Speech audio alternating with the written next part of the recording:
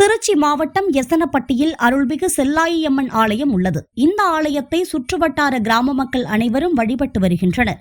இந்நிலையில் நேற்று இரவு செல்லாயியம்மன் கோவில் உண்டியலை திருடர்கள் உடைத்து பணம் மற்றும் நகைகளை திருடி சென்றபோது திருடனை ஊர் இளைஞர்கள் விரட்டி பிடித்து காவல் நிலையத்தில் ஒப்படைத்தனர்.